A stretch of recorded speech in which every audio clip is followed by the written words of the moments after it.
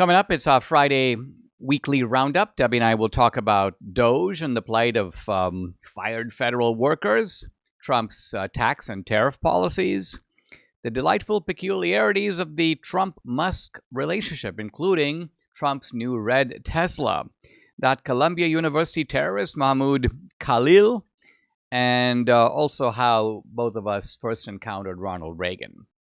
Hey, if you're watching on YouTube or Rumble or X, or listening on Apple, Google, or Spotify, please subscribe to my channel. Hit the subscribe, follow, or the notifications button. This is the Dinesh D'Souza podcast.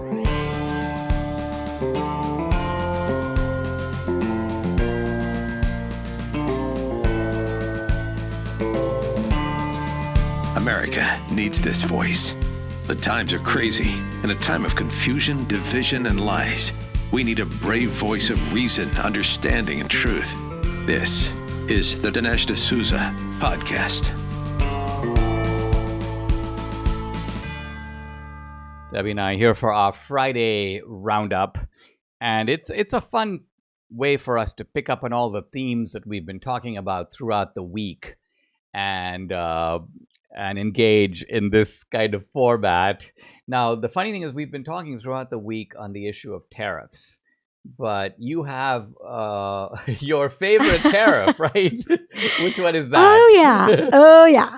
It is. Trump threatens 200% tariffs on alcohol from the EU countries after U.S. whiskey tax. So apparently well, first of all, a lot of people don't know that Canada and the EU have massive tariffs on certain U.S. goods. Mm-hmm. And so when they say, we're going to respond to the Trump tariffs as if they don't have any and are just putting on tariffs, no, they have far more extensive tariffs than we do. But it is also true, and I've expressed this on the podcast, is there is a danger to getting into these trade wars. But you're saying with regard to alcohol, the effect can only be, well, first of all, Trump doesn't drink. Right. I don't drink. Care. You're not affected. I don't drink, so therefore we don't care.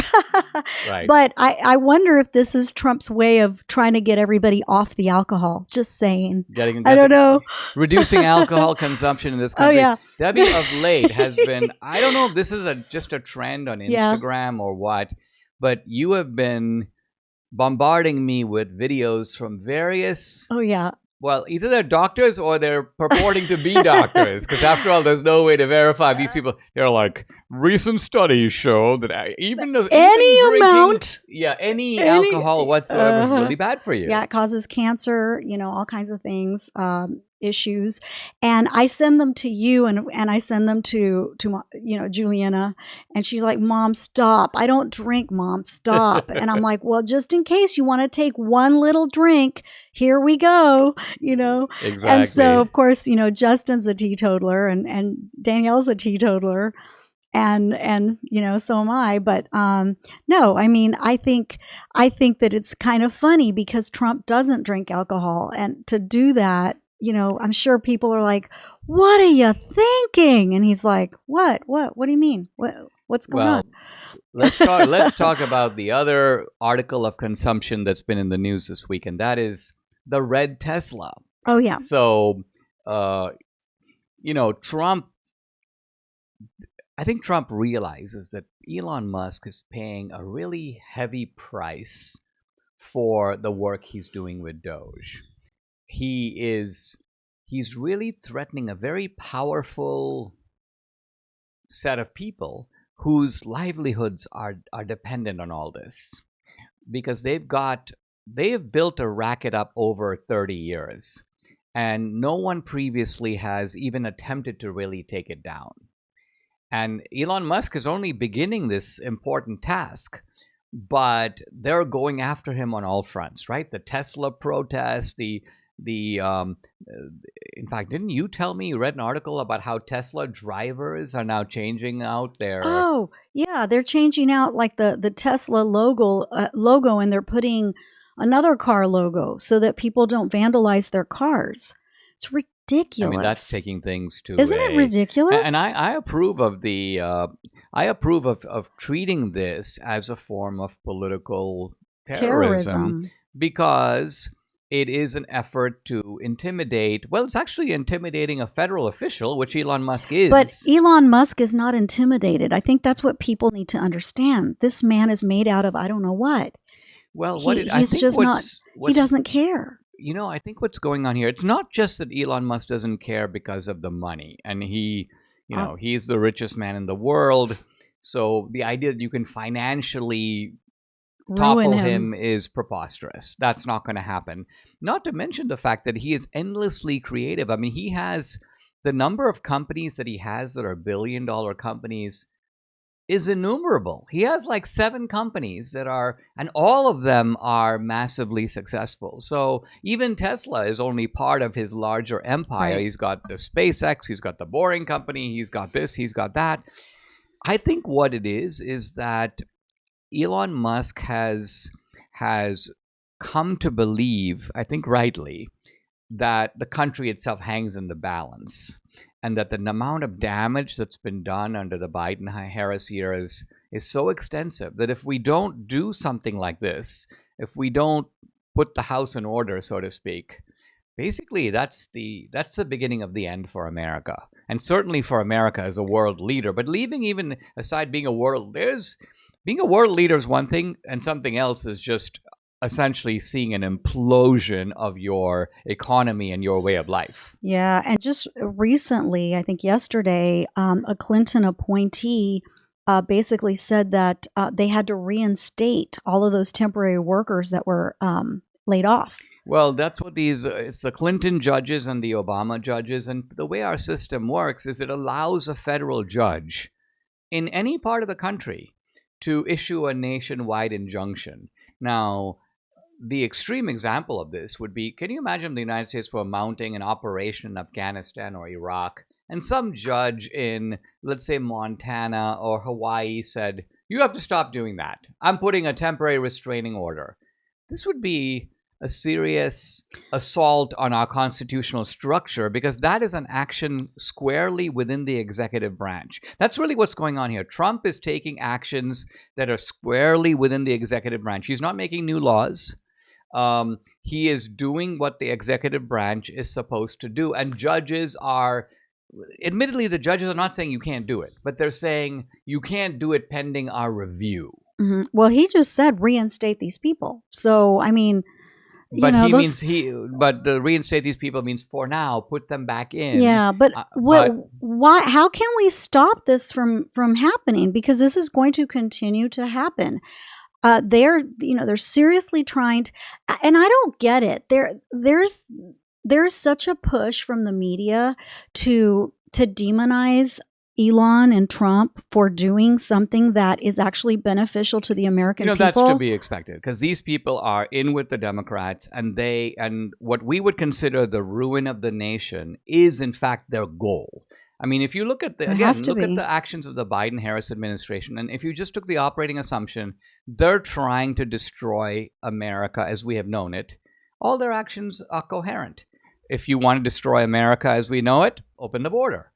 Let in the criminals, let in the terrorists, put confiscatory taxes and regulations on the economy, enlarge the size of the federal workforce vis-a-vis the private sector. I mean, all the things that they're doing undermine the moral fabric of the society, promote abortion. So, in other words, I think what's happening here is that these judges, now Elon Musk and some others are like, impeach them. It's very difficult to impeach a judge. So I'm afraid that solution, although it sounds to me a little bit like when people say, let's pass a constitutional amendment. Do you have any idea what's involved? So the judges are not going to be impeached. Yeah, but can't the Supreme Court put a stop to it and say that the judges don't have jurisdiction to do this? The Supreme Court can do that. And there's another possibility, which I think is worth considering. And that is when you have an action that is squarely in the executive branch, ignore the decision of the federal court and appeal it to the Supreme Court on the grounds that we are doing exactly what the Constitution empowers us to do. The judge is out of line, not us. Mm-hmm. And we're putting it before you so you can decide the issue. Has that been done? That has not been done yet. Trump has been playing within the system. He's basically being, okay, you want me to put the money back? I'll put the money back. You want me to send out the $2 billion in aid? I'll agree to do that. You want me to give these federal workers back their credit cards? I'll agree to do that. So Trump, believe it or not, even though the left's saying, oh, he's already become a dictator, this is the road to dictatorship, Trump, in fact, has been quite conventional in taking a system that is, I think, very flawed and going along with it pending the review and appeal process. Oh, for sure. I mean, look at this. And this is from the AP. Meet the federal worker who went rogue. I hope that it lights a fire under people. Now, let's go through. What are they talking about? Who's this federal worker? Basically, Karen Ortiz, maybe just one of many faceless bureaucrats. But some of her colleagues, she's giving a voice to those who feel they can't speak out. Ortiz is an administrative judge at the Equal Employment Opportunity Commission, the federal agency in charge of enforcing U.S. workplace anti-discrimination laws that has undergone tumultuous change since President Donald Trump took office. Like millions of other federal employees, Ortiz opened an ominous email on January 28th titled Fork in the Road, giving them the option to resign from their positions as part of the government's cost-cutting measures directed by Trump and carried out by DOGE under Musk. An unelected official, they write. You know what I mean? Well, it's like, right. You know what they don't care when it's their unelected officials. Let's drill into this a little bit here because, first of all, we have a civil rights law of 1964 that is a non-discrimination law. You cannot discriminate in hiring. The whole purpose of the EEOC, the Equal Employment Opportunity Commission, the agency that this woman works for, is to promote discrimination. Now, how does it achieve that goal? Here's how it achieves that goal. They go to a company, let's just take, here in Texas, HEB, right? Which is a food company. Or it could be a company that makes metal. It doesn't matter what the company does. They will file a suit and they will say, all right, so-and-so company, tell us the percentage of whites, blacks, Hispanics, Asians, men, women, straight, gay that work for your company. And so the company goes, okay, well, here it is. And then they look at it and they go, well, all right, let's say that even with regard to men and women, it's an equal number of men and women. So they don't have a gender case. But then they go, we notice that Hispanics are 60% in the greater, let's just say, Houston area or this particular area, which they get to decide what area it is. We notice that you only have 37% of Hispanics working at your company. Mm-hmm. Therefore, we presumptively hold that you are discriminating against Hispanics. Now, you have to notice when a federal agency does this, they deploy so many resources. You have to hire lawyers that the company usually immediately folds and goes, okay, we'll hire 60% of Hispanics. And so this is how racial preferences are implemented. So what I'm saying is this woman is a pernicious bureaucrat enforcing malign laws that are the exact opposite of what the intent was. Say. Oh, but get this, okay? Her alarm grew when her supervisor directed administrative judges in her New York district office to pause all of their current LGBTQ plus cases and send them to Washington for further review in order to comply with Trump's executive order declaring that the government would recognize only two sexes, immutable sexes, male and female.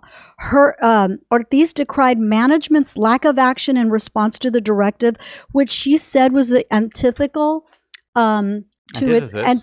to its mission, and called upon some 185 colleagues in an email to resist complying with illegal mandates. Okay, so this goes to the heart of what we mean by the word illegal, because think about it again.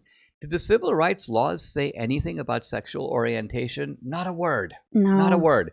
The laws pertain to race and they pertain to gender discrimination. Mm-hmm. Men being discriminated against, let's say, because you're a woman. But nothing to do with... So the whole LGBTQ agenda has been imported into a law that is completely silent on this topic. So what I'm getting at is this is the runaway bureaucracy. And I also notice how they frame it. Mm-hmm. Why would an email that you're sent that, let's just say, for example, tells you that, hey, guess what? If you want to quit, we're going to give you 8 months of pay. We're not making you quit. We're giving you the option to quit. Why would that be ominous? It's only ominous. I mean, it's expanding your options, right? It's giving you more choices. But what they're doing here is they are recasting the useless federal bureaucrat. In fact, as I say, more than useless. It's bad enough to be useless when you do nothing. It's even worse when you're doing something really bad. You're actually harming the cause of racial equality and the idea of, the Martin Luther King idea we should be judged on our merits as individuals. So what I'm getting at is this person is now the hero of this article. And who's the villain? The villain is, in fact, Trump, who is the one elected leader holding these unelected bureaucrats who elected her accountable. Right? That's right. So yeah, no, it's really these laws are really silly. And you know what happened to me many years ago, back in, I guess it was 1989, early 1990. 89, you had an interesting experience applying for a job. Yeah, so I applied for it was a city job. I mean, my degree was in political science, and and I was just looking for a job. I didn't really care if it was with my degree or not, but I thought, okay, this is kind of cool. It was really just basically data entry and it was I believe it was a prison system in the city, but it was becoming automated. Yeah, right. So anyway, so I go for an interview, and I was married at the time to an Anglo, and so my last name changed. It was not my maiden name. I went for the interview. I did really well. They called me. I think I went for 2 more follow-ups, and then I didn't hear anything. And so I called them, and I talked to, I think she was even just the secretary or the administrative assistant, the reception. Yeah. And I said, hey, I what happened to the job? I thought I was like gonna get it. And she goes, don't say anything. Like, she was kind of giving me the scoop. She goes, but, well, we have kind of a quota.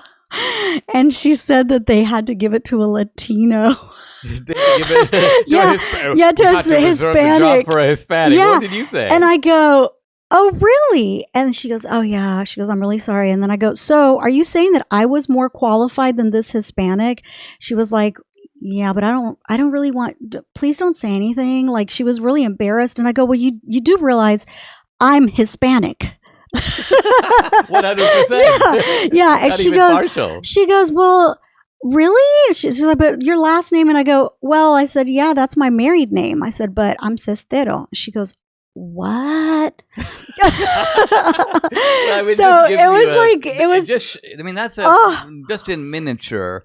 That's an example of how all this works, or doesn't work. It's a mess. It is a mess. And these, what I don't understand is how it shows you how a bureaucracy can have a mind, a collective mind that is stupider than every single individual within the bureaucracy. The bureaucracy itself takes on something inherently ridiculous. And it doesn't have the ability to correct itself. Like, for example, she couldn't say, oh, wait a minute, guess what? Let me call my supervisor because you actually meet the criteria and you're well qualified. So we can now have a Hispanic and a qualified person. So we'll rectify this immediately. No. Yeah, no. It's like that ship has sailed. Exactly. That ship sailed because they offered the job to this other person and they were already on the payroll and all those things. Off the box. Absolutely. So that is the end I of was that. like, and then I thought to myself, like, really, the fact that I even had to go there, I was like, man, maybe I shouldn't have changed my name. Maybe I should start using my maiden name and my married.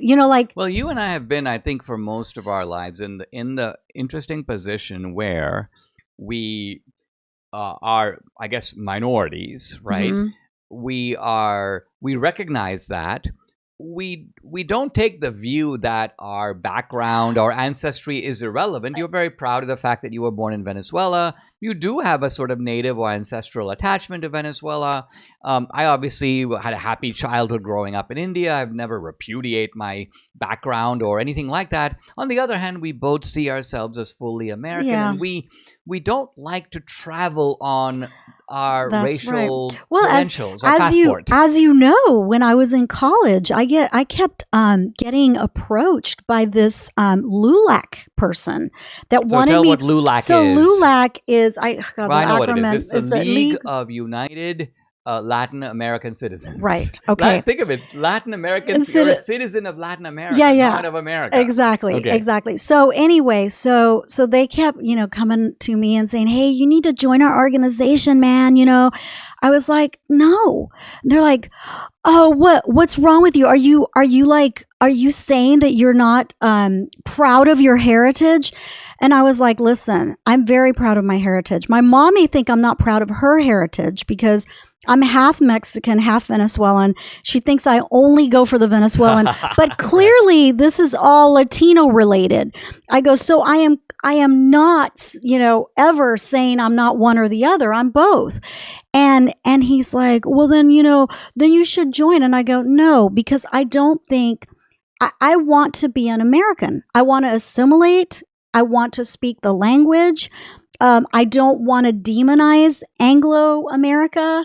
Not to say that you. I mean, you are a native Spanish speaker. Yes. Right. In fact, many of these LULAC guys you told me. Yeah. So he didn't even speak Spanish, Right. and I was like, so I speak to him in Spanish, and he was like, "What are you saying, man?" I goes, "Okay, there you go. You're saying that I'm not proud of my heritage yet. That's my first language.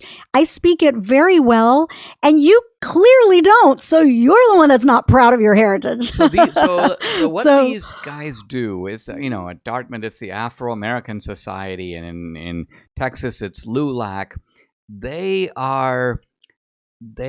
live off of their ethnic identity, right? In fact, remember this earlier this week yesterday, I guess it was, I was talking to Chase Hughes, and he was talking about how one of the ways that you fracture a society is you drive people into identifying not with the whole, but with a group. In this case, groupthink. Yeah, a kind of ethnic identity. And then you set that ethnic identity against other identities, so it becomes us against them. And you use that as a lever to divide the society, to kind of, in a sense, fracture That's it. right. Right? Yep. And that's what they were doing. Absolutely. That's their goal. They were driving a wedge, and they wanted me to take the bait. And they wanted, to me, it was just really ridiculous. And I was like, "Just leave me alone, please. I don't want to have anything to do with your organization. I think Texas is Texas. It's not Mexico." Because that was the other thing that they were like, "Oh, we really need to reclaim this land for, to Mexico." I was like, "Get out of my face." Well, not only is that, think about it. Not only is that impractical, i.e. dumb, but even more important, think about your ancestry on your mom's side, right? So your mom is descended from Mexican families that were on the Texan side of the border. And when the U.S.-Mexican War erupted, these were originally Mexicans, but now siding with Texas. And the liberation of Texas from Mexico, which occurred for 9 years, and then Texas elected, through these same people, to join the United States. So in other words, what I'm getting at is your ancestry is precisely why we have how all this land came into the possession of the United States. Your ancestors actually made that happen. Yeah. Well, I go back 6 generations, Right. so At least. Yeah, at least 6 generations. And I can't think of any of my ancestors that were born in Mexico when it was Mexico. So, you know what I mean? So Right. anyway, back to, so I told him, I said, "This is just ridiculous. I don't want to have anything to do with your organization. Stop sending me these, I would get mail from them. And what they do is they go through all of the art. And then I was like, you know what? I'm going to stop putting Hispanic. You know how in some of the student There are boxes that you check, Hispanic or whatever. And I was like, I'm just going to stop, because every time I do, I get, these letters from these groups, and, they obviously realized I was a Republican. I was not going to join their group. But I think it's interesting because you ended up missing out on opportunities that you could have had you checked that box. Because Well, but I don't really think that because, again, what opportunities? Well, what I'm saying is you were approached. You were approached by colleges that said on to you that you scholarships. because you were in the top. Was it the top quarter or the top half? Or I was like in the top 10%. yeah. So because you were in that top, quintile, they were like, "Hey, we want you to apply to this prestigious college and that prestigious college." And my mom had this stack of like applications for minorities because you get your school paid for, you get all this stuff, and I was like, I don't want to do that. I just don't want to use my ethnicity as a crutch or as a leg up on other people. I don't believe I need to do that. I mean, the reason this is actually quite striking and commendable is that you grew up in the barrio, so your family was poor. I mean, you didn't. It's not like you had, because your dad died when you were young. It's not that you had money to go to college, so it cost you to take that position. I would have otherwise. You would have otherwise, because as I tell many people that when I moved to the Valley at the age of 10 from Venezuela, I thought I had moved to a third world country. That is how rich and prosperous Venezuela was at the time. So yes, I went from having a really nice lifestyle to practically having nothing. Yeah. Yeah. So, but no, I wasn't going to use that as a crutch. I wasn't going to, I wanted to succeed on my own merits. Debbie and I care about our health, and we've come across a remarkable device that's a total game changer. We've just integrated it or included it in our daily routine. It's called Juvent Micro Impact Platform. It's based on the latest cutting-edge science. It uses micro impact frequency to promote joint health, improve bone density, boost circulation, even stimulate the production of stem cells in your body. It's crazy, right? But it works. And all you have to do is stand on it. I stand on it for about 10 or 12 minutes a day. Debbie a little longer. But that's it. It makes those crinks and stiffness and aches and pains vanish. It can even add up to 5 years to your life. Wow. You got to learn about this new technology, and there's a lot to learn. It's not to be confused, by the way, with some gimmicky vibration plates out there. So go to Juvent, juvent.com/Dinesh. That's Juvent, juvent.com/Dinesh. And they've got a great deal for you. $500 off, 10-year warranty, financing options, even a 6-week buyback promise, because they believe in the product so much. Juvent can change your life. Check it out. See for yourself. Go to juvent.com/Dinesh. Debbie and I are tired of looking for good movies to watch. We're also tired of destructive content, a lot of the perverse stuff flooding our screens. Well, this is why I joined the Angel Guild community. I wanted entertainment that inspires and uplifts and doesn't drag us down. Now, with Angel Guild, I can vote on upcoming films and support movies that reflect values that I align with. Plus, I get early access to inspiring content. I no longer have Hollywood entertainment, the bad stuff, pushing its agenda into my home. Angel Studios is leading the charge, creating high-quality, faith-filled films like Sound of Freedom, Cabrini, and Homestead. These movies are powerful, impactful, and a must-see if you haven't already. If you want to make a real difference, where we put our dollars shapes the future of entertainment. So let's support content that amplifies light and protects our kids from harmful influences. Join me in making a difference today by visiting angel.com/Dinesh. That's angel.com/Dinesh to join the Angel Guild now. I hear every day about the products you all wish MyPillow carried. Well, guess what? We probably do. Slippers, bathrobes, pet beds, blankets, mattresses, sleepwear, loungewear, duvets, comforters, pot holders, aprons, oven mitts, and so much more. And they're all on sale. For example, get our best-selling standard MyPillows for only $14.98. Body pillows, $29.98. 6-piece bath towels or kitchen towel sets, just $29.98. Multi-use MyPillow 2.0s with pillowcase, $9.98. Save $40 on our Spring Percale and Giza Dream bedsheet sets. Any size, any color, and so much more. So go to MyPillow.com or call the number on your screen. Use your promo code to save up to 80% on all MyPillow products. And I've never done this before. When you spend $100 or more, you're going to get 2 standard MyPillows absolutely free. Let's talk about something else, and I want to set it up by alluding to this case right now involving Mahmoud Khalil. You know this guy? Oh, yeah. So this guy is a Syrian national. Yep.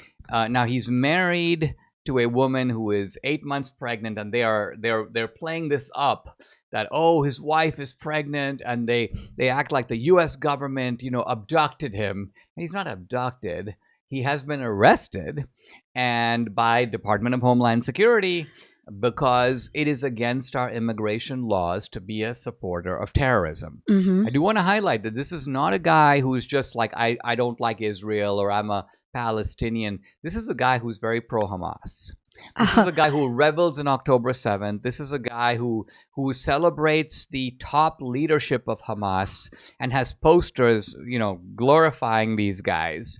So, and you know how I feel about those roaches. In fact, I think I said last night, I go, I feel really bad I said that, because that's kind of a diss to roaches. Right. I mean, what it is you have on your phone just an absolutely heartbreaking assembly of videos. Yeah. That are. And I think what is so incriminating about these videos is that a lot of them were made by Hamas. They were. They're not even made by the IDF. This is not Israeli propaganda. It is not. Hamas took these videos while they were shooting people. They were either their GoPros as they were doing it, or iPhones, or even more bizarre and more barbaric, they were using the victims' phones to live stream on their Facebook page their murder. Oh, wow. Yeah, yeah. So you tell me that these barbarians, roaches, anybody that supports them needs to be deported. End of story. So you're not sympathetic to the good old, he's merely exercising his free speech. I mean, the big thing that the Democrats are focusing on is he hasn't been convicted of any crimes. As if to say that if you're in violation of the immigration laws, by the way, they say the same thing about illegals. That's right. Well, why are we deporting this guy? He hasn't committed any crimes. Well, he broke the law by getting here. So he has committed a crime. That's right. Right? So similarly here, this guy, Mahmoud Khalil, has in fact broken our laws, our immigration laws.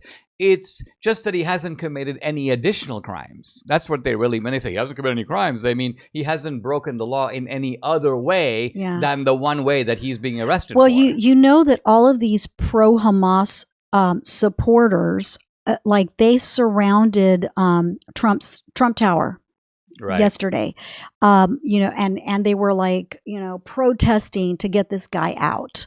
And so I said, I actually did it in all caps on Twitter. I'm like, deport all these people, not just him, all of these people, because if they support him, they support Hamas. And if they support Hamas, they support terrorism. And we do not need them or want them in this country. Yeah, I mean, what is amazing is the degree to which some of these elite universities are now dominated by students who are not from America. Yeah, and they should not be allowed. And, remember, I always talk to you about these boys that I met when I was in college. Yeah, talk about that, because go into the detail of that. In 1986, I met these, I'm thinking there was probably 5 or 6, and they were from the Middle East, not from the same country, but they kind of all were buddies. And because I would sometimes go to like international student meetings just to see what everybody, said. And maybe I could meet a Venezuelan or two and whatnot. And, we did various study groups. But these boys, I had actually I didn't know anything about Islam or Muslims. I'd never met any. How would I, right? Well, Venezuela is quite a diverse society, and you mentioned that there were Iranians, but you know what? They were probably Iranians who fled. That's right. From the revolution, right. And so they're Muslim perhaps, but they're certainly not more secular. They're not Islamic. Yeah, radicals. right. So I had no idea what Islamic radicalism was or anything, except that I followed very, very closely the bombing in probably the Beirut bombing, right, in 82, right? Yeah. And one of the guys, like, just, matter of factly said that he was related to that bomber. And I was like, what? And he was acting like it was like a great thing. And then my antenna went up and I was like, this is really creepy. What the heck, And they clearly hated America. So I was like, why are you guys here? Yeah, people don't often realize that in the mind of the Islamic radical, Israel doesn't operate on its own. Israel is like the 51st state. Mm-hmm. Israel is part of America. Their battle is against Israel, the little Satan, but also against America. This guy, Mahmoud Khalil, if you look at the themes that are stressed in the literature of his organization, which has divest in its name, is we have to eradicate Western civilization. And this is so reminiscent of something that when I first began to write in the early 1990s at Stanford University, they were having these protests in the name of multiculturalism and chanting. And Jesse Jackson was there, part of the group. Hey, hey, ho, ho, Western culture's got to go. So notice how this stuff doesn't go away. It resurrects in a different form. It only gets worse. It gets worse. And they get more bold.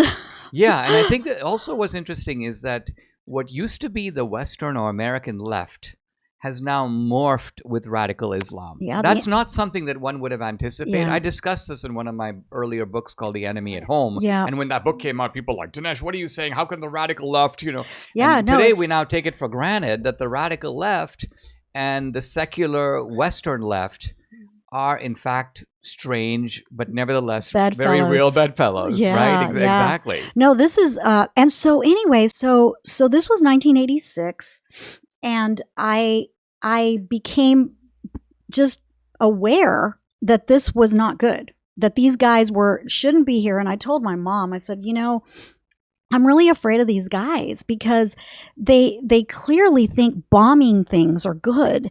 And I was always kind of afraid to go anywhere they went because I didn't want to be in an elevator with them or anything. I had no idea what they would do. Yeah, right. But anyway, this was 86. And then guess when the Muslim Brotherhood Memorandum came out? Was it 91, I believe? So think about it. This was 5 years before that happened. So when I read that, I already kind of knew that these people were in it for the long haul. They're very patient. And, they really, look, we have a lot of Muslim friends and dear friends. And I am never saying that all Muslims are terrorists, but I'm just saying that there's a good portion of them that are. Right. A good portion, especially when you think of how many Muslims there are in the world. And if you say, well, 10% are, radical. It's still a huge number. That's a huge number. And I think in some of the surveys that were done both after 9/11 and subsequently, the number is actually much bigger than 10%.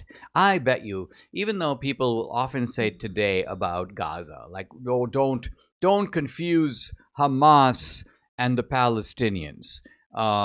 The truth of it is, how did Hamas get to power in Gaza? It was voted into power by the Palestinians. Exactly. Hamas has not had a subsequent election, but I don't see the Palestinians demanding that it have another election. Well, look, and I have a lot of video footage, as we just discussed, and a lot of it is people on the streets that clearly aren't wearing Hamas uniforms or have the Hamas bandana. They're just civilians. And they are like happy and Allahu Akbar this and Allahu Akbar that. And they're, clearly also very proud of the fact that they did this on October 7th. So look, I mean, I feel like, where do you think these Hamas people came from? those people. The very people, the children get indoctrinated into this. Their entire population probably is of this mindset. So you know what? Baloney that these people are, Hamas uses them as human shields. And I think in a lot of instances, they're okay with it. You're saying the propaganda has gotten through. Yeah. It's worked. They believe it. And they, the other thing about it, I think, is so strange is that, let's say you have a society, and let's say that they're second-class citizens under Israeli rule. The truth of it is, these are people who have made their whole existence one of overthrowing the Israeli authority, which is ruling over them. That's right. Right? And as a result, terrorism is the vehicle to do that. Yeah. Well, also another interesting thing to note is that there are actually Islamic radicals living inside of Israel. Like not just Gaza, but Israel. And that's where a lot of the like suicide bombings happen and like, on buses and, that kind of thing, because there are people among them that are radical. And I think this is true because, first of all, as you know, there are many Arabs who live in Jerusalem. There are Arabs in the Knesset, in the Israeli parliament. Mm-hmm. There is also the West Bank. Now, the West Bank is not run by Hamas. It's run by the Palestinian Authority, Mahmoud Abbas. Mm-hmm. But the so-called Abu Mazen is what he calls himself. But anyway, the point is that the Palestinian Authority has a lot of radicals who consider the Palestinian Authority to be too weak. Mm-hmm. And the Palestinian Authority has never had an election in the West Bank because they're afraid Hamas would win. Mm-hmm. So what does that tell you? What does that tell you? Yeah. Right? So you've got two unelected regimes, Hamas in Gaza, the Palestinian Authority in the West Bank, and all of this is existing very uneasily inside of Israel. I also told you, I'm so amazed that you could see. It's one thing if you have your own country, you grab a bunch of hostages, you bring them to your country, and now the Israelis can't find them. It's another matter to say we are in Israel. It's kind of like someone who says, I'm going to abduct somebody inside your house.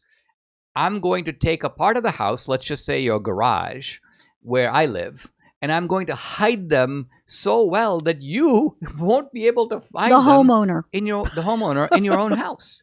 Right? Israel can't find the hostages inside of Israel. That's part of what makes the whole thing so surreal. Yeah. Yeah. Well, that's why these people are so cunning and so barbaric and, kind of like, let's talk a little bit about, let's shift gears a little bit, if you don't mind, and talk about Reagan. Oh, did I tell you about the Hezbollah terrorist? That's let's cover that. Let's cover that, and then we'll pivot so to Reagan. apparently there is a Hezbollah terrorist that is finally going to be deported. He came in with the Biden regime, right? They captured him. And he told the U.S. medical personnel that he had a bomb and he was going to build a bomb. And they didn't deport him immediately. What? So anyway, back to the fact that I think that the Biden administration is responsible for a lot of these people getting in, staying in, and I can't wait to see all these people leave America. I mean, you've seen the recent reports about how with Biden, apparently virtually all his actions over 4 years, executive actions, were signed by the auto pen. So think about that. Oh, right? He who controls the auto pen essentially controls the country. And the reason we know this is that when Biden agreed to step aside and you look at his signature, he signs Joseph P. Biden. Right? The auto pen doesn't sign like that. It's a completely different signature. So what that is a way of telling you, because think about it, there is a reason to use an auto pen, right? The reason you use an auto pen is when something has to be done like in a great volume. Like let's say, for example, I'm signing, 50 pardons, let's just say for 50 people who were involved in something, well, I'm not going to sign 50 times. I use the auto pen. But on the other hand, if I'm making an important decision about the border or an important decision about fiscal policy, you would think Biden himself would sign, but it looks like the auto pen signed. So this is something we've long suspected, but it's confirmation. Perhaps he was using an auto brain as well. Well, here's where, some people think, and conservatives will say he deteriorated over his 4 years. And that's quite clearly true. But I think you agree with me on this, that with regard to Biden, and I think the same deal was going to apply to Kamala Harris, namely that that there was an arrangement that you are a figurehead president. We, the guys behind the scenes, we run the auto pen. We tell you what to do. Your job is just to be the face of the country. I mean, don't you think that was throughout the Biden presidency? I told you that it was Obama's third term. Like, so you think it was, yeah. If not Obama directly, it was Obama's little gang. Yeah, I think so. Running the place. I think so. And do you think that would have extended through Kamala had she won? Yes, because Kamala has no brain either, for a different reason. For a totally different reason, right? But yes, I do think that whole cabal was run by these horrible, nefarious people. I really do. And they probably scooped Pelosi and Schumer into it because you can't fully pull it off if you don't have the, at that time, leader of Congress, of the House, and the leader of the Senate.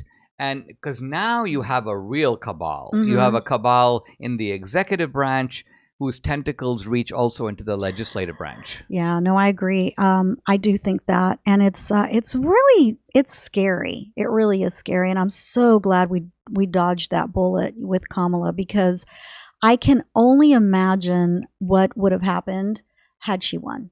I mean, people, Trump says I won by landslide, but the truth of it is it was still fairly close. It was too close for comfort. I mean, really too close. I think there are a lot of people that are just, like Chase yesterday, Chase Hughes that you had on. He said that it is, people just cannot think for themselves anymore. They kind of get into this groupthink mentality, and they just can't. I'm the first person to say I don't like something that Trump does or whatever. You know that. I'm very honest about it. I try to be very objective about it. And I think that there are just some people that are so ingrained in that belief of what, nothing the right does, and nothing is good. I mean, you could even test it, because if Trump were to let's think of it this way: the left was a great champion of electric cars. Oh, right? Exactly. Case in point. Yeah, they love electric cars. Yeah. Electric cars are the future. This is the most important thing we can do for the climate. In fact, Elon Musk was kind of a hero to them because he was the pioneer of the electric car.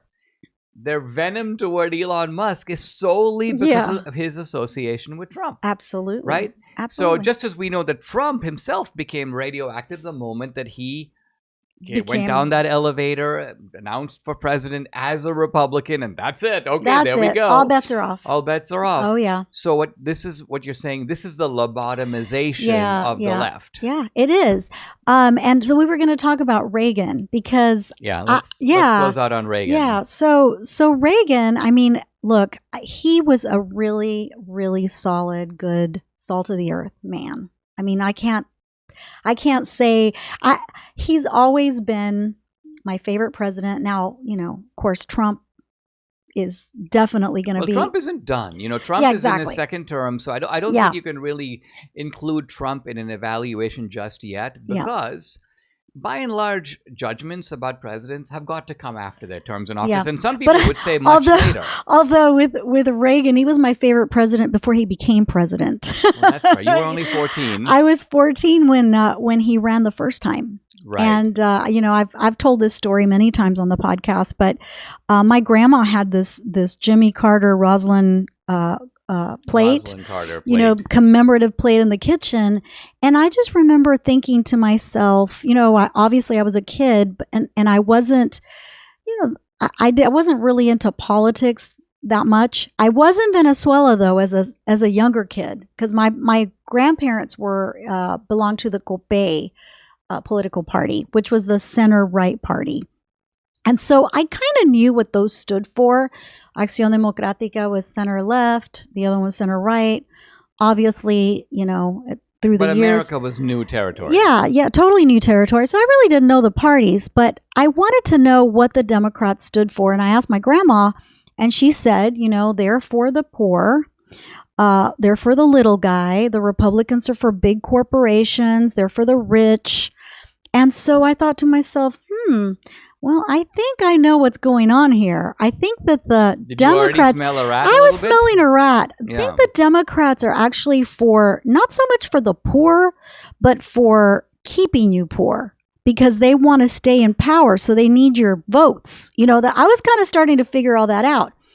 And so when I was 14, Ronald Reagan came to town, and I was fortunate enough to go see him. And I just remember him saying that Latinos are Republican, they just don't know it.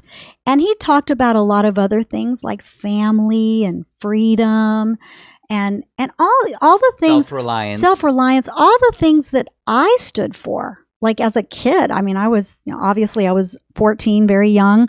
But, I knew those were instinctively my beliefs. And so I did go home and I announced that I was going to vote for Ronald Reagan. And my grandma was just like, oh, no, you can't do that. You have to vote for Jimmy Carter. And I said, nope. I went for and then she was like, wait a minute, you're only 14. How are you going to vote for him?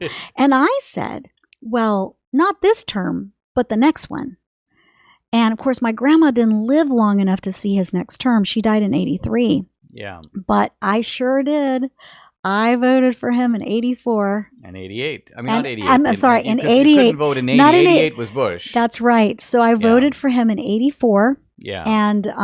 And so I got to vote for Ronald Reagan. Well, that's, I think with Reagan and Trump, they have both come along at a fairly critical juncture for the country. Because with the 70s, I mean, we think back, right? Inflation, stagflation, 20% interest rates, a Soviet bear on the prowl. I mean, the country was not going in the right direction. I don't think it was as bad as it became under Biden and Harris, but it was pretty bad. Hostages in Iran, you remember? Oh, yeah. No, I remember thinking, what kind of a doofus president is Jimmy Carter that he's leaving these people in captivity? And you have the U.S. president seemingly being tied up and helpless in the face of all that. Yeah. And the one thing that Reagan projected and Trump as well is this aura of strength. That's right. Like, I'm in charge, and it's like, you better be on notice that you're not going to get away with this, and don't wait for me to take action because it's going to be somewhat extreme. Yeah. I remember that was Reagan's view. That was Reagan's message to Khomeini, and that's Trump's message right now to Hamas. Yeah. Subscribe to the Dinesh D'Souza podcast on Apple, Google, and Spotify, or watch on Rumble, YouTube, and SalemNow.com.